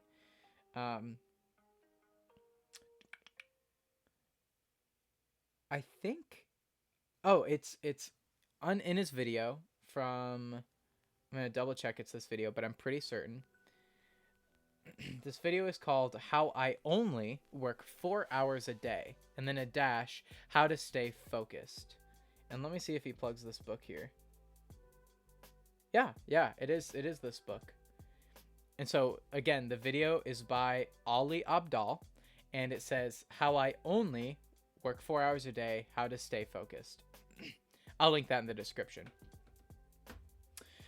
So what this guy talks about is, well, I'll actually read the point I said. Create a beginning of the day ritual. Schedule 30-minute blocks of time for the entire day. Set challenging deadlines for yourself. You need to barely be able to meet the deadline if you focus really intensely. This is a forcing function. So there is a name to this thing that happens, which I can't remember. I think it starts with a P. But it's essentially like you will accomplish a task in whatever time is allotted you to accomplish the task. For example, if you give yourself an entire day to check your emails, it's inevitably going to take you the entire day to check the emails. But if you tell yourself, okay, I have 20 minutes to get my emails done, and that's it, then it'll take you 20 minutes to get them done if you're like really meaningful about that. And so what this is saying is to schedule 30-minute blocks of the day and set challenging deadlines for yourself. Now, for me, where I'm at, setting 30-minute blocks time of the whole day and writing it out like that is totally advanced. Like, I'm not going to try to do that because I can't. But what I can do is take a block of time like the morning and attribute that to something. That's a whole lot easier. I think that's more sustainable too. I don't think 30-minute blocks is as sustainable, especially with something that I do, which is like very impromptu. Like, you never know what's going to happen. Today, I helped people move some stuff that took like an hour and a half, and I didn't even know it was going to happen. And then I did it. Like, I can't do that. I can't schedule 30-minute segments of the whole day and then stick to it. I just can't. And so just blocking time for me, I think, is the next step. But I think one of the good points here is to have intentionally set deadlines for yourself and challenge yourself to get things done with those deadlines. If I have a task of writing 3 video scripts, which I don't do, but if that's a task I had to write 3 video scripts, then in 2 hours, right? If I go to a coffee shop in the morning and I'm like, okay, I'm going to work on my vlog, which I don't really do yet now, but one day, and I'm going to write 3 videos, and I only have 2 hours to do it. That could be a challenging deadline, but I'll try to make sure I get them done, and that'll force me to be more intentional with my time. And I think that's the point. So that's important. Next one, quantify the complexity of tasks. Heuristic. That's the word, Heuristic, and then there's a colon. Heuristic. How long would it take a smart college grad with no experience to do what you're doing? The longer this takes, the more complex it is, and the more deep work will help it. I think that's like just a question, like a thought experiment. I'll reread it. Quantify the complexity of tasks. Heuristic. How long would it take a smart college grad with no experience to do what you're doing? The longer this takes, the more complex it is, and the more deep work will help it. That's interesting. So here's an example. To sit on stream and to talk to people, that I think a smart college grad could totally do. But to to set up a Discord channel, to set up a Twitch channel, to implement widgets, to improve stream quality, to, do those kinds of things, that would definitely take a smart college grad more time. A lot more time than just sitting there and doing the thing. And so I think for that state, like, I don't think I really need a deep work mentality for being on stream. I think that is a little silly. To be that intense, but I think I do need a deep work mentality to really actively improve the community in the stream. I don't think I always do, but I think that just makes sense, I think that's the point it's making. And so this will be a way that will, I guess, help you determine what takes more time. I've been wanting to connect with my family more, which is tough, but also important. And so I'll phone call them. Phone calling them is something that a smart college grad could do. And so I don't think I need intentional deep work time for that. But if I am writing a screenplay and learning how to do that, that's something a smart college grad might take a lot of time to do. And so that would take deep work. I think that's the point. That's the point. Enough said. Schedule when you'll use your distraction of choice. Do not use this anytime else outside of this. Again, that's so strict. I understand if I was somebody who's really wanted to optimize my days and I had a lot to do, this makes sense. I think I'm happy with a happy medium here where it's like, schedule a time when you're doing shallow work, at least have an idea of the flow of the day and when you'll do those things, and also have a time that's leisure time, that you'll check socials, that you'll chat with people, that you'll watch YouTube. Have a time of leisure. I think it's okay if I check Twitter here and there. Like, if I go to the bathroom and I check Twitter, cool. If I'm eating a meal and I scroll through Instagram, like, fine. Like, I don't think it's like you can't do this any other time. But I think more of the heart of it is like, if you're spending an allotted amount of time for something specific, like deep work or like your shallow stuff, then don't bring distractions into it. Like, it's just better to have a time of the day to do those things. Those things aren't going anywhere.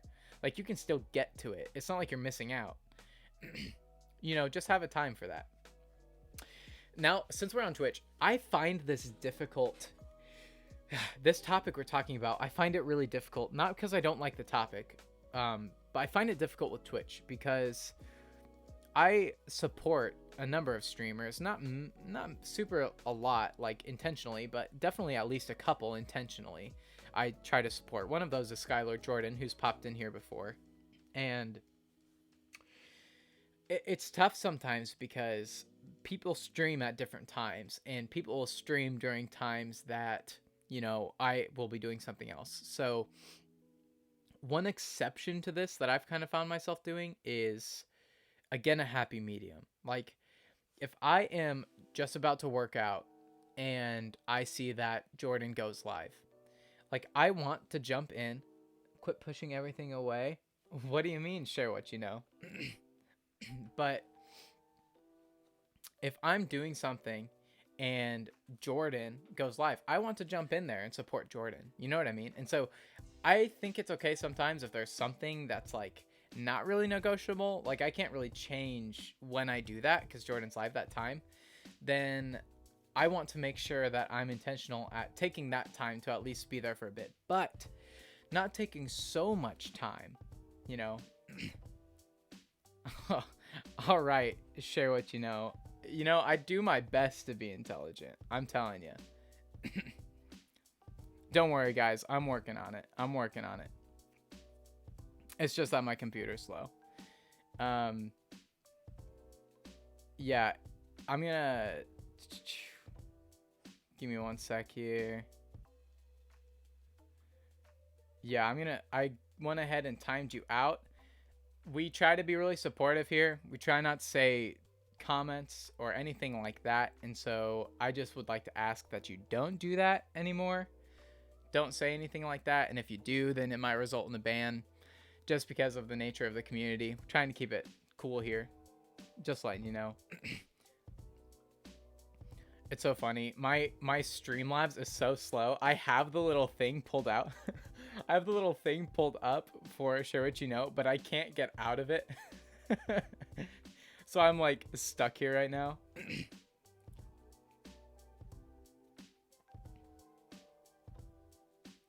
Okay, thank goodness. I thought stream just went down. I'm gonna try to send a chat and see if that works.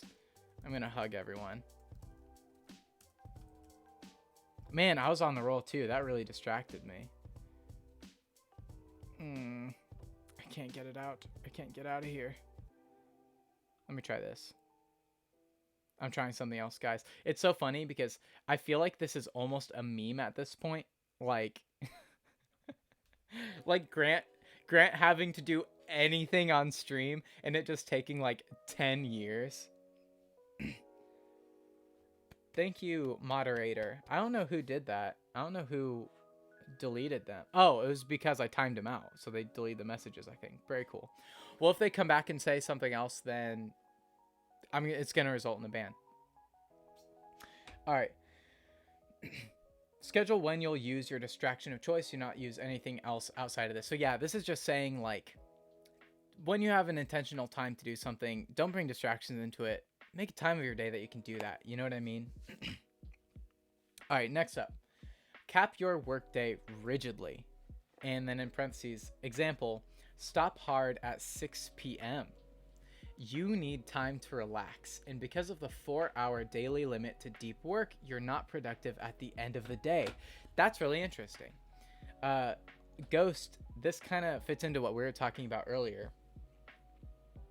I think this makes sense. So one of the tough things to this is like, there are a lot of people that work 9 to 5s, or not just that, even part-time jobs at like a restaurant or at whatever it is. And they have to work intentionally. It's more like shallow work, but they have to do things that cause them focus or social strain or whatever it is. And sometimes emotional strain. And they have to do that for a very long time, and then they get home at the end of the day and they're tired. And this is the same with school. And so one of the tough things with this is if somebody has a work day that lasts all day and they come home, it might be tough for them to be productive. I think this is part of what it's saying. I think it's also saying if you have that free time, don't work past 6 p.m. if you're working hard all day. Like, spend the evening to relax if you can, if that's even an option. I think intentional work should still be had even if some shallow work is happening earlier in the day. But that makes sense, you know. I think this is hard for me because even if I get a lot done at 6 p.m., I still want to do things. And even if I don't want to do them, I still feel like I ought to do things. And so I think this is something that I could totally get better at. You know, I'm still totally figuring this stuff out. Oh, man. That's a hard one That's a hard one. But at the same time, I guess what I'm trying to do is like use a majority of the morning and the afternoon and early evening to really get the things that I need to do done, the things that promote my own wellness, you know what I mean? And then at the evening, have it open for neighborhood things, for social things, for those kinds of that kind of stuff. And I think that's really important. I think that is kind of what it's talking about. All right, enough on that point. That's a pretty straightforward point. I gotta take some more protein shake.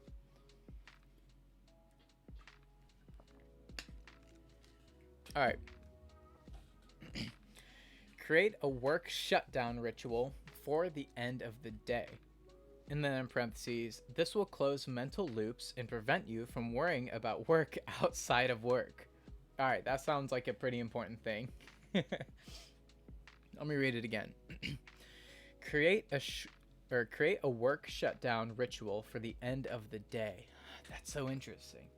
In parentheses, this will close mental loops and prevent you from worrying about work outside of work. Man, I could use that heavily. It has some points or sub-points to show you what to do. An example, check your email one last time to make sure nothing urgent is missing. Okay. Next, review your to-do list and making sure they are handled in the upcoming days. That's one that I think I could really benefit from. I always feel really bad when I miss something on my to-do list, or I'll erase something, or I'll change it to something else. Sometimes I leave it there if I think I'll get to it, but I think this would be really good. Like, if I get to the end of my workday and I feel like I've done well and I still have things on my to-do list, not working too long, but rather making sure that I intentionally move that work to another time on another day, I think that makes a lot of sense.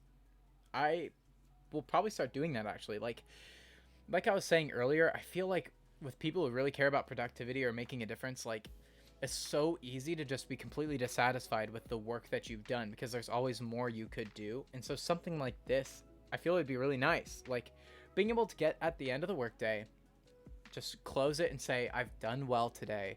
And whatever I didn't get to, I'll get to later. Being satisfied with that, man, that's a game changer. I'll definitely start doing that. Next thing, make a to-do list for the next day. This is something that I've really thought about a lot that I just don't know. Like, I don't know how I feel about it personally in my own life. I think this works for a lot of people. I think it will probably work for me if I did it, but I've just thought about it because one of the things I really enjoy about my morning, about my time in solitude and prayer, and then when I make my thing for the day, one of the things I really enjoy is making a to-do list. I like considering what I'm going to do that day and why I do those things, like the purpose behind them. That's what I do. I'll make a to-do list of the objectives, the things that I want to get done, and then I'll write a line, and then I'll write why at the top, and then write 1 to 2 words of why I do that specific thing. It puts my brain in the morning in a place of understanding the purpose behind the things I do, which is really important. Instead of just seeing objectives, I see also the purpose. This is something that I learned from Nathaniel Drew, who does a lot of good stuff like this, like life stuff. It's a little more like toned down, a little less researchy, a little bit more like personal and stuff like that. It's really good. I'll probably link him too in the description, maybe. We'll see. I probably will. But from time to time, depending on how I feel, depending on what's on my mind, I will add things to the next day if I think I really need to. And so maybe that's something I could start doing. Like, if I get to the end of the workday and I have things left over, or if I get to the end of the workday and I know at that moment that there are things I need to do the next day, then maybe I could just throw them onto the to-do list and then in the morning pick up where I left off and add other things, like a workout or a meal or something like that. I might have to start trying to do that too. Yeah, that's good. The next thing, say explicitly, shut down complete, or some similar phrase. That's so quirky. I love it. Also, Ghost and Blue. But since Blue's not here, shout out to Ghost because they got me to start saying quirky. Both Ghost and Blue. I love that word, quirky. That is a quirky thing. Like, could you imagine you just shut down your email, you write whatever you need to do the next day, and then you're like, shut down complete. And then you just don't do work for the rest of the day? I kind of love that. I'm not going to lie. I don't know if I'd say that exact thing. I think I'd be to say something like, I've done it. I'm done. Or something like that. I don't know. I really like that. But okay, so that's the end of a lot of that point. But actually no, it's not the end of that point. This is near the end of the book, but I have a thought on it. This is definitely something I just don't do well. I don't, at the end of the day, say that I'm done, have a time that I'm just done working, and then feel satisfied with it for the rest of the day. I really don't ever do that.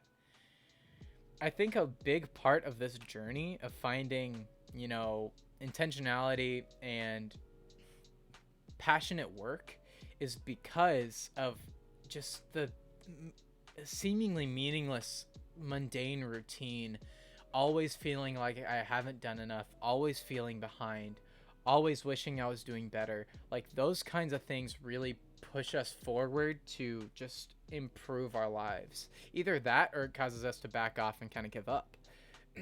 And so I've tried not to do the second one. And there's still a lot of that going on. Like, at the end of the day, I still feel like, man, I could have done so much more. Or at the end of the week, I feel like I could have done so much more. That's why getting started with bullet journaling every single week has helped, because it forces me to look back in the week at my agenda and consider the things that I've accomplished, the successes, the growth, the things that I'm worried about, the things that I'm learning. Like, it is such a good thing, because it is amazing, guys. When we are intentional with every day, it is amazing how much is accomplished in a week. Man, it blows my mind. I look back at the beginning of the year. I didn't have a stream. I had the paper tension. That's not much different. And I didn't really have a very good vision on YouTube, which I have a better one now. I wasn't really reading much. There were just so many things that are happening in my life now that weren't. And it's just crazy to look back and think of the progress that's been made. And that is a result of the daily intentional life. Like, it's one of those things where when you work out, you don't really see the difference in a week or in a few days. You don't see much else that's different. But then after 3 months, you look back and you realize how much different it is. Like, it's a lot like that. And so these daily things, eliminating distraction, creating time for meaningful work, these things are the things that push you forward in life, and they do add up. I have a lot of big dreams, a lot of things that I hope to do, God willing. Like, if they are capable of happening, if they do happen, I'll be so grateful. But I have these ideas, and the bottom line is these ideas aren't very achievable if I am not intentional with my daily routine, because it is the daily routine that builds up to make it happen. If you want to have a meaningful stream, if you want to write a book, if you want to perform well in school, whatever it might be, it takes that intentionality little by little. That's just the truth of the matter. That's what it takes. Think about Philza. Philza played Minecraft for like 5 years on Twitch to hardly any viewers, and that little by little created this hardcore world that had been, I think it's a 5-year hardcore world, that in the end, I mean, it's a little different because there's the whole baby zombie incident, and then he blew up because of that, but you gotta think about it. Philza put in consistently, intentionally, little by little for 5 years, and it paid off. That's how it works. It's sometimes it sucks that it's that way, but it's also a wonderful journey because you grow and you learn as you're on the journey, That's the journey I'm on. That's the journey that I want all of us to be on together. Oh, it's very exciting. Man, I'm getting on my soapbox so much. I didn't expect this to be so enjoyable. Nonetheless, I like the idea of being able to end the day and be satisfied with it, knowing that it worked towards your goals. I need to do that better. All right, guys, there's one more main point and then a number of sub-points. I guess this is all still under shutting the day down, actually. The next one is, though, have a conversation with your boss and team about reducing your shallow work time. Interesting. Set expectations around your email reply time, your availability to meetings, and how to de-bottleneck people dependent on you. This is seems like a complex one. I'm going to read it again. Have a conversation with your boss and team about reducing your shallow work time. Set expectations around your email reply time, your availability for meetings, and how to de-bottleneck people dependent on you. Okay, interesting. I think what it's talking about here is find ways to kind of segment your shallow work stuff. And if there's anything that you're doing that isn't really that beneficial, maybe talk to your boss or your team about how to better manage it. But I think this is also talking about in your own shallow work, for example, emails, meetings, whatever it is, make sure that you have kind of a system to it or a kind of threshold or an expectation on yourself. For example, if I just have a number of emails and a number of meetings I need to get through every day or every week, and I just kind of go about it willy-nilly and sprinkle it into all my other work, it's going to cause distraction to my other work. It's going to cause some problems with sometimes my response time. But if I have an expectation every single day that I'll get my emails done by 5 p.m., or if I, even better, if I make sure that I do my emails at the beginning of the day before I start work and at the end of the day when I finish work, then you know every day that your emails are going to be done and it's not going to distract you from your other work. With meetings, there's a tool called Calendly that I was recommended through Ali as well, Ali Abdaal. And he said that it's a way to kind of segment your own schedule and then have people sign up for dates within that schedule, for times within that schedule. Like if on Thursday I showed that I'm available from 2 to 5, then somebody could hop in there and say, hey, at 3:30, I want to have a meeting with you for an hour. And then there was no communication. They just signed up and then you get on the meeting and you're good. So I think it's talking about having kind of systems around that to make sure your shallow work gets done, that it doesn't affect your actual meaningful work. And the statement about how to de-bottleneck people dependent on you, I wonder if it's talking about like giving the people that are dependent on you a little bit more responsibility, or give them more ability outside of what you need to do for them. I don't know if that's exactly what it's saying, because it could also be talking about like how to make sure that you're doing your part in a consistent way so that people dependent on you don't have to be, waiting on you. It might be one of the things, like if you have a job that other people depend on, maybe moving that earlier in the day to make sure that they always get it. That might be better, or having certain days that you do that specific work. Like, I don't know. I think it's talking about, though, intentionally having time towards those things, I think. Next. Keep these continuous tasks in mind. Commit to cutting out distractions during focus periods to train your mental muscle. Notice when you're losing focus and bring your attention gently back to the center. When you get tempted to lose focus, in parentheses, example, check your phone, end parentheses, remember that suppressing your distraction is training your focus muscle. You'll be stronger for successfully resisting. Reply thoughtfully to emails with clear current status, ultimate goal, and most effective next steps. Say no to shallow work without offering concessions. That's the conclusion. Those are the things. I'm going to read those things again. Commit to cutting out distractions during focused periods to train your mental muscle. Notice when you're losing focus and bring your attention gently back to center. When you get tempted to lose focus, like checking your phone, remember that suppressing your distraction is training your focus muscle. You'll be stronger for successfully resisting. Reply thoughtfully to emails with clear current status, ultimate goal, and most effective next steps. And say no to shallow work without offering concessions. And I would even say on that last one, not just saying no to shallow work, but having a time for shallow work that's apart from your meaningful work. And that's it. Honestly, guys, so that was one of the free summaries on Shortform. After that, I have like a number of other books that I'm going to be doing this work with. After that, that was so enjoyable. I'm serious. That was so well written. I felt like I was never really confused. I could follow the thought of the book. I think it had all of the points in it. I'm sure the book can bring meat to the bones, but I feel like the bones are pretty sturdy. Like, I think I really recommend Shortform. I think based on that one, like, dude, that was spectacular. And Ali, I trust as a source, also recommends it.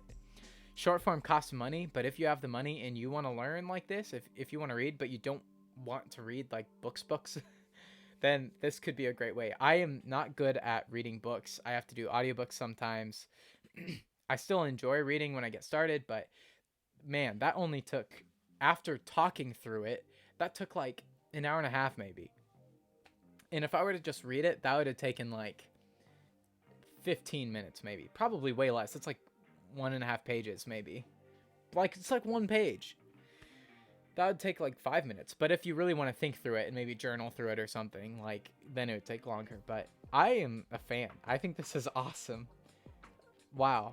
Shortform's pretty cool. I'm excited to get to all these other books that I have in here. Now, I want to make a point.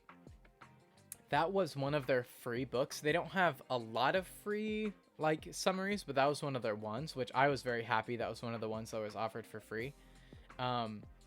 I didn't feel super comfortable with reading one of their paid for books on stream, reading one of their summaries, because it's something that I've paid for that everybody who's watching and listening have not paid for. And so I wanted to make sure that I did that in a respectful way to Shortform.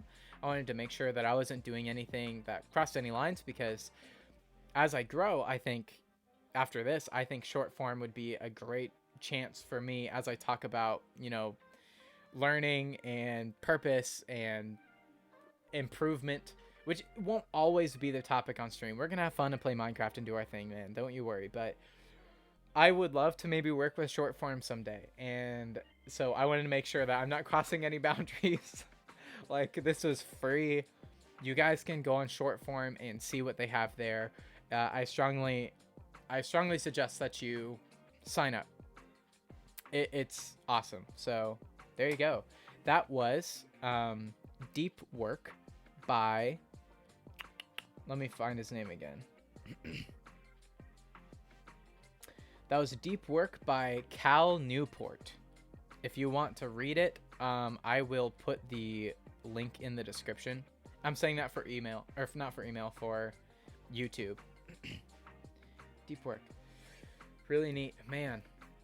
Well, I hope you guys enjoyed that. I really enjoyed talking about it. I'm wondering what you guys thought about the book. I'm wondering if you guys, I don't know, what do you think you might implement from that? What do you agree with? What don't you agree with? What do you want to improve on? What do you really resonate with? I'm curious if any of you guys have anything to say. I mean, I thought it was fantastic. That I would love to read the full book. It sounds like it takes a lot of the practical pieces of how to organize your day, and it just kind of puts it all in one place. Like, it doesn't feel too extreme. It feels really realistic. Like, it sounds like the book gets that everybody's lives aren't, super easy. And it's saying more like, hey, if you want intentional work, try to do it this way. I love it. I'm sure there are things in the book, that I felt like, were kind of like a little give and take. Like, I wouldn't go quite that far, but it's also, the principle is really good. Like, I'm going to take some of the things within this book and totally use it. Like the morning routine, which I've been trying to push, but the morning meaningful time, I'll definitely start doing that. Ending my day earlier, like my work day, and then having the evening free of work, other than maybe streaming and stuff, which honestly to me doesn't really feel like work. I think those are the two main things. The time in the morning. Also, probably listing out what my shallow work is and trying to have a part of the day where I do those, like maybe after working out. And then also segmenting a time for coursework as well. And then ending my day. So again, this is what I think I took from it. Spend day in the morning in a good atmosphere to do intentional work on things I'm passionate about. Spend some time doing some shallow work to make sure those get done regularly, probably midday after I work out.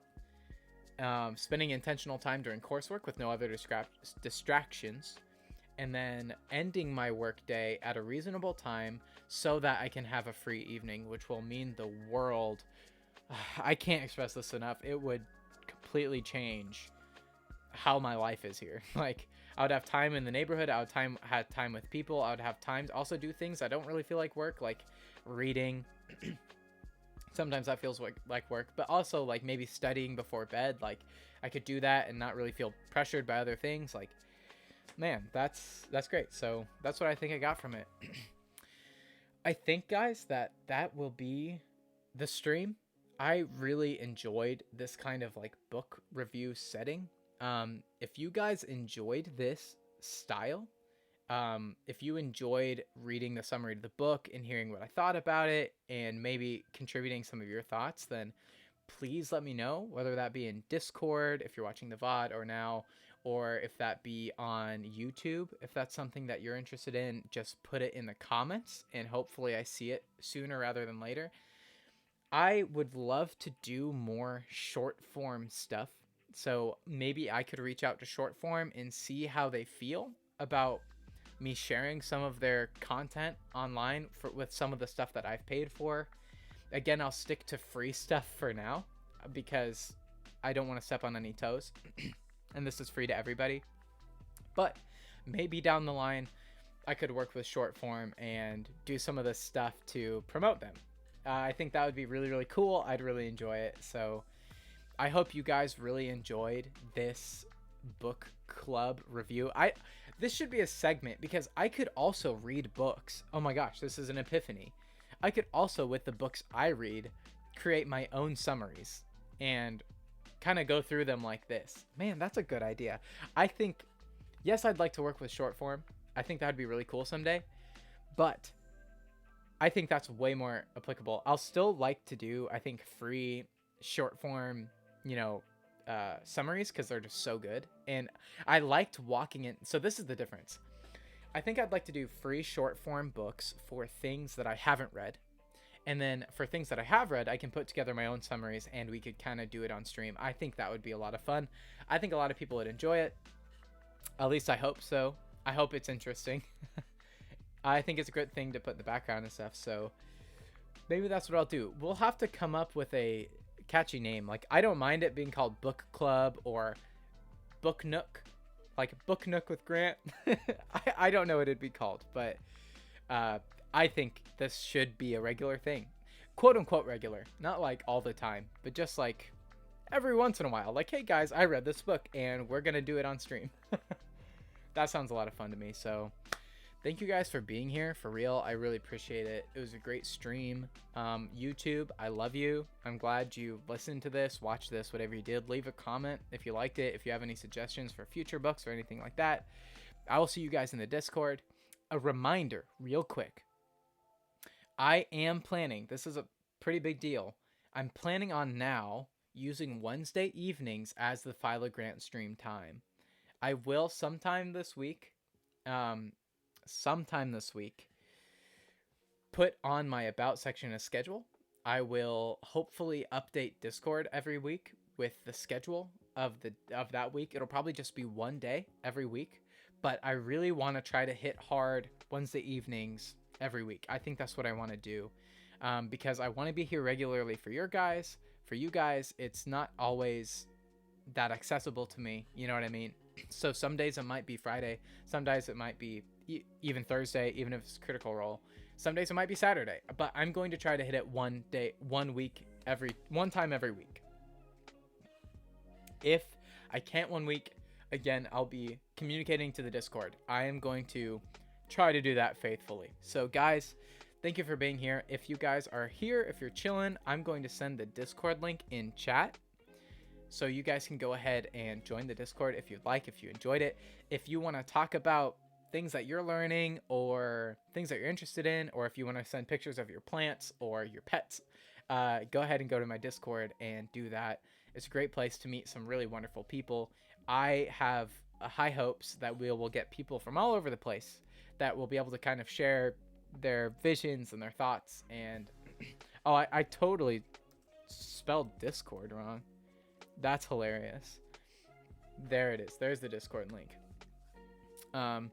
YouTube, you won't be able to see it. But I probably will actually turn on Nightbot in the chat sometime, probably next stream. So hopefully you guys will be able to see it later. So join the Discord. For YouTube, Discord link is in the description. Again, thank you guys for hanging out. It was really lovely. I am so happy I got to share this with you guys because I really, really enjoyed it. So have a great night or day, whatever time it is for you. I'll see you in the next one. I'm excited for the next book club. We'll see what it is. So big dreams, big things coming in the future. I think this book will help my life be a little bit better. And that's the goal every day. So thank you guys again. Love you guys. See you later, Philo fam.